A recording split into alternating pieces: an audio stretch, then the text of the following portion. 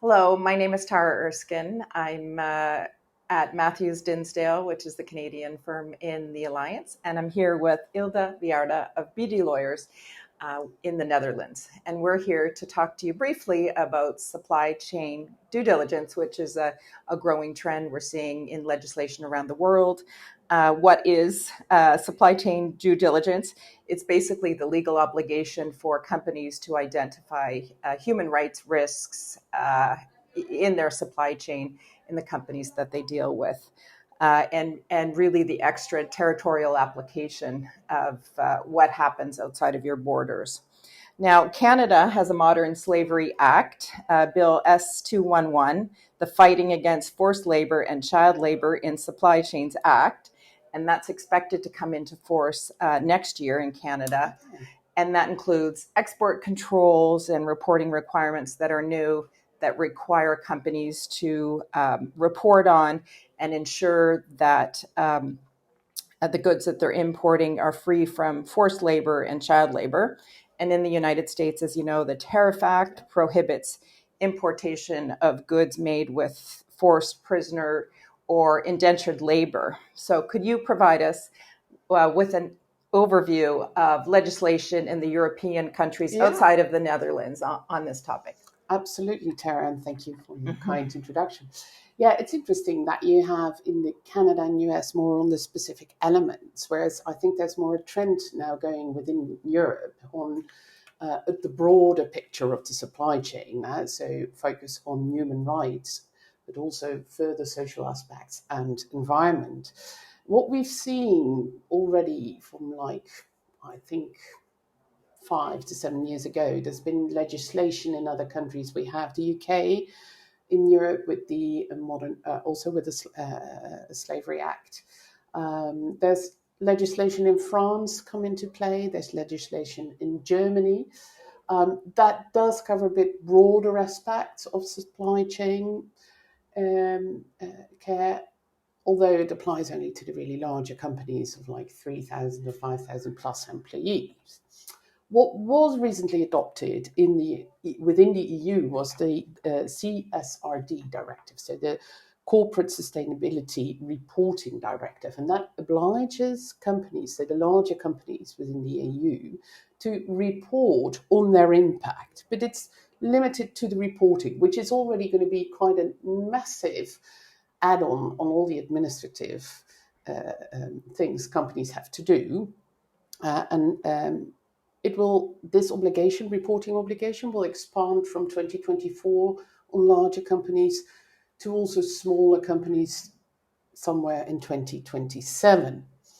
And it applies to all who wants to do business within the EU. So it has this extraterritorial scope, as you like.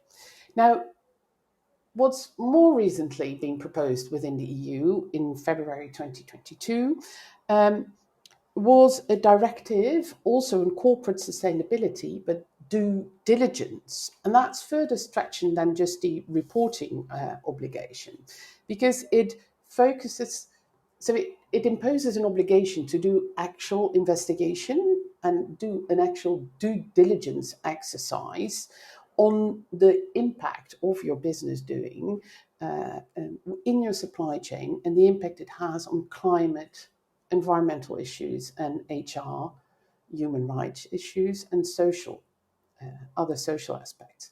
It relates to the own activities of the companies, to daughter companies, but also to business relations, and that's quite a broad definition. As I said, it's not just going to apply to EU-based companies, but also non-EU-based companies if they meet a specific threshold. So there's quite a lot going on within the EU. Interesting. And in Canada, the threshold, there's certain monetary threshold, but it's only 250 employees, whereas the number's much higher. So I understand there's a proposed bill or legislative proposal in the Netherlands. Can you tell us about that? Absolutely. The Netherlands thought the EU was being a bit lazy in that respect. So there were some people in the government that didn't want to wait. And they introduced a proposal back in March 21 already.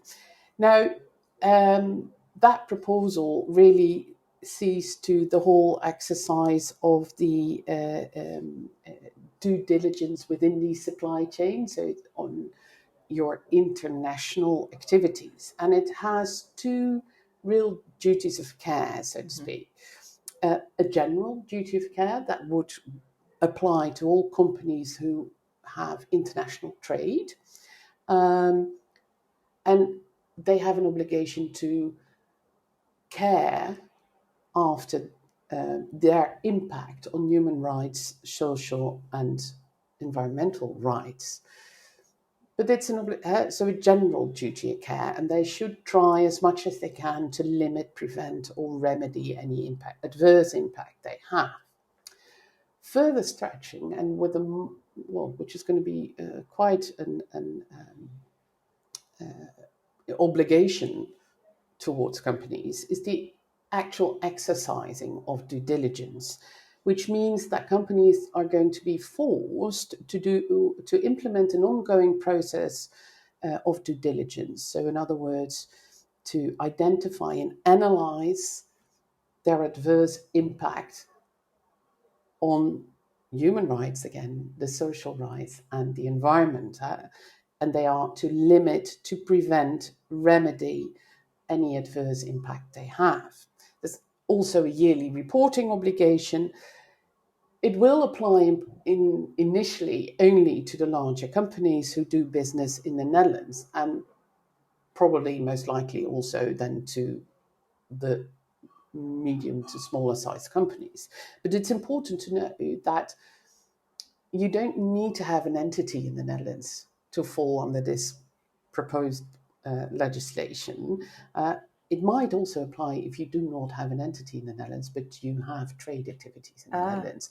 So it's quite a broader scope, if you want, than what's now being proposed within the EU. However, the government doesn't want to discuss it any further at the moment. They recently said, as they're going to wait the developments within the EU. Right. In the Canadian bill, the penalties, I think, are relatively small. They're only $250,000 per violation. What are the penalties or sanctions in the proposed Dutch law? Well, in the proposed Dutch law, they're a bit higher, I'd say. You have this on this general duty of care. There's not going to be any penalty in that respect, but we will have civil law liability claims, which was tried already. So that's for the general duty of care. For the more extensive obligation for your due diligence, there's going to be potential penalties which depend on your revenue. So they are going to be substantially more than what you have in Canada. And they might also some actions might be considered as criminal actions as well. Interesting. And we have, through common law liability, there have recently been cases in our courts of much, much higher penalties.